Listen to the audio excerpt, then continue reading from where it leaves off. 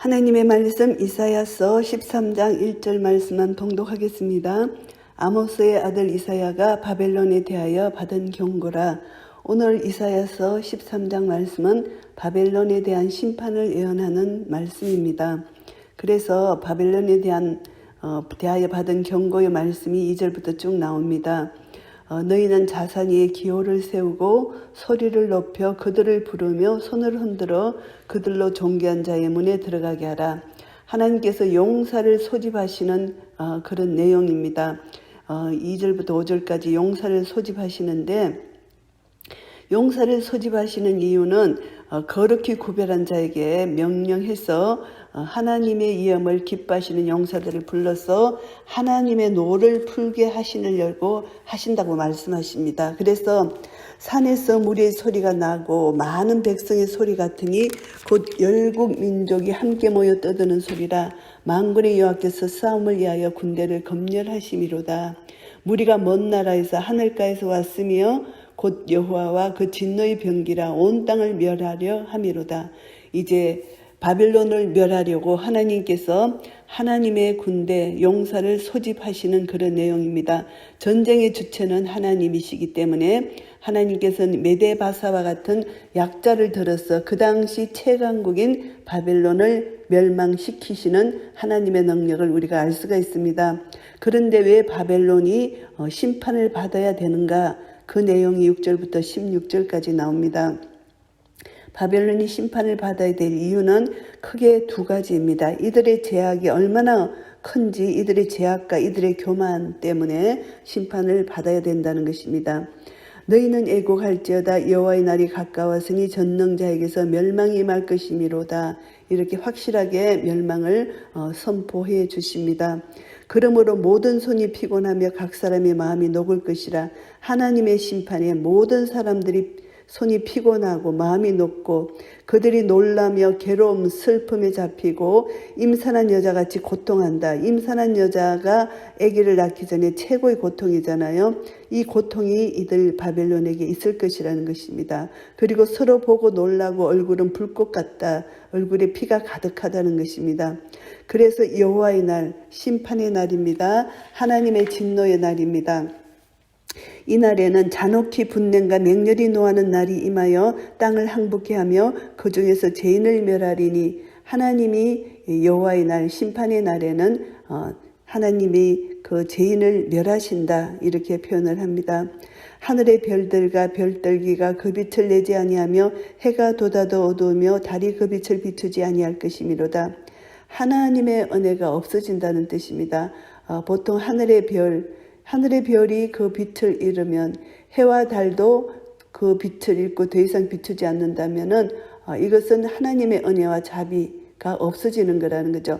하나님께서는 해와 달을 믿지 않는 자들에게도 하나님 은혜로 비춰주시는데, 하나님의 진노가, 심판이 얼마나 엄청난 것인지 이 달과 별과 해도 비치지 않는 이런 어둠이다. 이 심판을 하나님께서 하시겠다는 것을 비유적으로 이렇게 하시는 것입니다. 하나님의 은혜가 없어지고 심판하실 것이다. 이것을 말씀하고 있는 것입니다.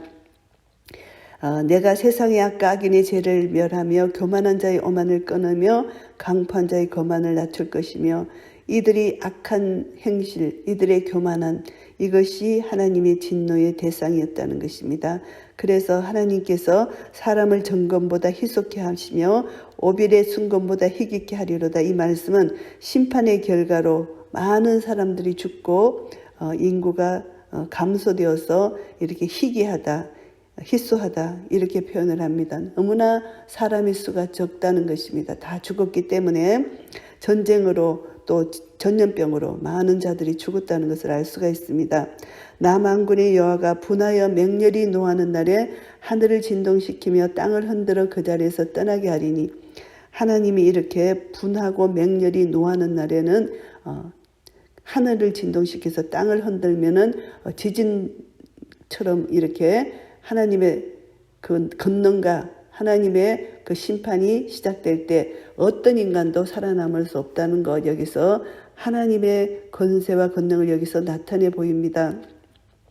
그랬을 때 이 바벨론이 쫓긴 노루나 모으는 자 없는 양같이 각기 동족에게로 돌아가며 본향으로 도망할 것이다. 이들은 혼비백산에서 사방으로 날뛰는 겁 많은 노루와 같이 한번 흩어지면 다시는 모일 줄 모르는 양들에 이렇게 비유를 했습니다. 이들이 도망을 간다는 것입니다. 만나는 자는 창에 찔리겠고 잡히는 자는 칼에 엎드러지겠고 그들의 어린아이들은 그 목전에 베어침을 입겠고 그 집은 노량을 당하겠고 그 아내는 욕을 당하리라. 전쟁의 비참함입니다. 어린아이가 이렇게 죽임을 당하고 여자는 욕을 당하는 이런 전쟁의 비참함이 있을 것이다. 그래서 바벨론은 메데바사를 통해서 전쟁에서 패배하는 그런 심판을 받게 됩니다. 보라, 언을 돌아보지 아니하며 금을 기뻐하지 아니하는 메대 사람을 내가 격동시켜 그들을 치게 하리니, 이렇게 메대 사람이 이제 나옵니다. 메데바사 사람들을 통해서 바벨론이 멸망된다는 것입니다. 메대 사람은 할로 청년을 쏘아 죽이고 태의 열매를 국률이 여기지 아니하며 아이를 가스게 보지 아니한다. 이들의 잔인성을 여기서 나타내 보입니다. 열국의 영광이요 갈대아 사람의 자랑하는 놀이개가 된 바벨론이 하나님께 멸망당한 소돔과 고모라 같이 되리니, 소돔과 고모라가 완전히 멸망당했잖아요. 하나님께 멸망당했습니다. 이들의 죄악 때문에 바벨론도 똑같이 소돔과 고모라 같이 멸망당할 것이라는 것을 예언하는 말씀입니다. 그곳에 거할 자가 처할 자가 없다는 말씀입니다. 거할 사람이 대대에 없을 것이라고 말씀합니다. 아라비아 사람도 거기 장막을 치지 아니하며 목자들도 그곳에 그 양떼를 쉬게 하지 아니할 것이요. 얼마나 황폐한 땅이면 목자들도 그곳에서 양떼를 쉬게 하지 아니하는 그런 땅으로 심판을 받을 것이다. 이렇게 말씀하십니다. 오직 덜 짐승들이 거기 엎드리고 부르짖는 짐승이 그 가옥에 충만하며 타조가 거기 깃들이며 덜량이 거기서 뛸 것이요. 오직 덜 짐승들만이 그곳에 산다는 것을 말씀합니다. 그 궁성에는 시랑이 부르짖을 것이요 화려한 전에는 들깨가 울 것이라. 그의 때가 가까우며 그의 날이 오래지 아니하니라. 폐하가 된 궁전 그 궁성에는 이렇게 덜 짐승들만이 산다. 이것을 말씀합니다. 얼마나 비참한 최후의 심판이 바벨론에게 임할 것인 것을 말씀하고 있습니다. 오늘 이사야 13장 말씀을 정리하겠습니다. 바벨론에 대한 심판을 예언해 주셨습니다. 1절부터 5절까지는 용사를 소집하시는 하나님입니다. 여호와 하나님은 전쟁의 실질적 주체이십니다. 그래서 하나님은 초자연적인 권능을 사용하셔서 바벨론을 반드시 초토화시킬 것이라 이렇게 말씀합니다. 아무리 그 당시 강대하고 능력이 뛰어난 국가라 할지라도 하나님과의 전쟁에서는 승리할 수 없다는 것을 알게 됩니다. 하나님은 하나님의 심판을 수행하실 때 메대와 바사 같은 이방 국가, 연약한 국가를 사용하셔서 하나님의 능력을 나타내시는 분이라는 거 우리 다시 한번 깨닫게 됩니다. 그래서 하나님은 위대하시고 존귀한 자라는 것을 우리가 다시 한번 깨닫고 하나님을 의뢰하지 않으면은 겸손하지 않으면은 다 멸망당할 수밖에 없다는 거 우리 다시 한번 깨닫게 됩니다.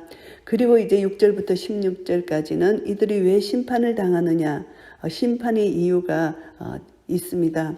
이들의 죄악과 이들의 교만이라는 것입니다. 세상의 악과 악인의 죄를 벌하며 교만한 자의 오만을 끊으며 강포한 자의 거만을 낮출 것이며 11절 말씀입니다. 심판의 이유는 바벨론이 죄악과 교만과 강포 때문에 멸망당한다고 말씀해 주셨습니다. 그래서 이들은 우상을 섬겼고 그리고 또 여호와를 향한 교만이 있었고 백성들을 학대한 죄, 이런 죄들입니다. 그래서 하나님의 철저한 심판으로 말미암아 바벨론 사람들은 모두 흩어지게 되고 바벨론 인구는 현저히 감소하게 되었습니다. 그래서 바벨론 사람들이 잔인한 살육을 당하게 되고 그 아이들이 눈앞에서 메어침을 당하게 되고 그리고 또 아내들은 눈앞에서 욕을 당하는 그런 심판이 주어진다는 것을 말씀하고 있습니다. 그리고 17절부터 22절까지는 이제 심판의 결과에 대해서 말씀하시는데 심판의 결과는 비참한 결과죠. 완전히 폐허가 되어서 덜 짐승만 그 땅에서 노는 그런 완전한 심판이 이어졌고 소돔과 고모라 같이 멸망당하는 그런 심판이 이어졌다. 완전한 멸망이 이어졌다는 것을 알 수 있습니다.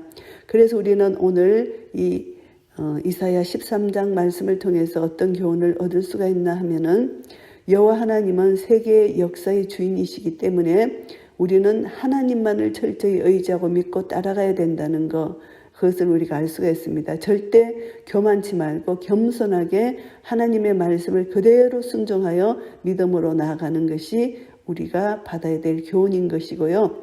또 하나님 나라를 대적하는 세상 세력은 하나님께서 반드시 심판하신다는 것, 우리는 역사적으로 교훈을 받습니다.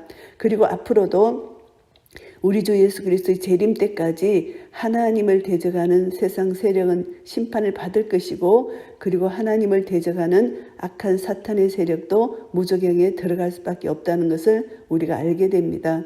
그래서 하나님의 권세와 능력은 하나님의 공의의 심판이 반드시 이루어지고, 하나님의 사랑은 마지막 심판 때 예수 그리스도를 믿는 자에게는 구원이 임하는 그런 사랑과 공의가 이제 십자가로 완성된 거룩하신 하나님의 공의의 심판이 마지막 우리 주 예수 그리스도의 재림 때 이제 우리에게 나타날 것입니다. 교만한 자에게는 반드시 하나님의 심판이 있기 때문에 우리는 반드시 겸손한 자세로 주님의 날을 소망하며 기다리며, 우리는 내가 거룩하니 너희도 거룩하라, 주님의 거룩하심에 동참하는 삶을 살아야 된다는 것, 다시 한번 우리는 교훈을 받게 됩니다. 믿는 자에게는 여호와의 날이 구원의 날이고 기쁨의 날이지만, 믿지 않는 자들, 교만한 자들, 하나님을 대적하는 자들에게는 그날이 슬픔의 날이고 고통의 날이고 놀라는 날이고 피할 수 없는 날이라는 거 우리 다시 한번 깨닫고요. 악한 자는 반드시 멸망을 당한다는 거, 영원한 폐허가 된다는 거 우리가 다시 한번 깨닫게 됩니다. 그래서 우리는 나의 구원의 하나님 여호와를 인하여 즐거워하며 나의 구원의 하나님을 인하여 기뻐하는 그런 삶이 우리 삶 속에 날마다 이어져야 되겠습니다. 이스라엘 백성들이 이제 70년 포로 생활 후에 이들이 이제 예루살렘으로 돌아간 포로 귀환 후의 얘기를 우리가 잠시 생각을 해본다면은, 하나님의 공의는 반드시 죄를 심판하십니다. 그런데 이스라엘은 약속의 백성이기 때문에 하나님께서 이들의 남은 자를 돌아오게 하셔서 남은 자를 구원시키시는 하나님의 사랑을 우리가 알 수가 있습니다. 그래서 하나님의 공의는 반드시 죄를 심판하시지만, 하나님의 사랑은 약속을 신실하게 지키시면서 끝까지 돌아오는 자를 구원시키십니다. 열방 가운데서도 죄를 회개하고 하나님께 돌아오는 자는 구원을 시키시는데요. 이스라엘 백성들이 이제 포로 귀환에서 돌아와서 느헤미야서에 보면은 에스라를 통해서 율법을 낭독하게 됩니다. 그래서 돌아온 백성들, 남아있던 백성들, 이제 하나님의 율법책을 낭독했을 때 이 에스라가 그 뜻을 해석하여 백성으로 그 낭독하는 것을 다 깨닫게 합니다. 백성이 율법의 말씀을 듣고 다 웁니다. 그때 총독 느헤미야와 제사장 겸 학사 에스라와 백성을 가르치는 네 사람들이 모든 백성에게 말을 합니다. 오늘은 너희 하나님 여호와의 성일이니 슬퍼하지 말며 울지 말라, 이렇게 이들을 위로합니다. 그래서 오늘은 주의 성일이니 근심하지 말라, 이날은 주의 성일이기 때문에 여호와를 기뻐하는 것이 너희의 힘이니라, 이렇게 말씀하고 있습니다.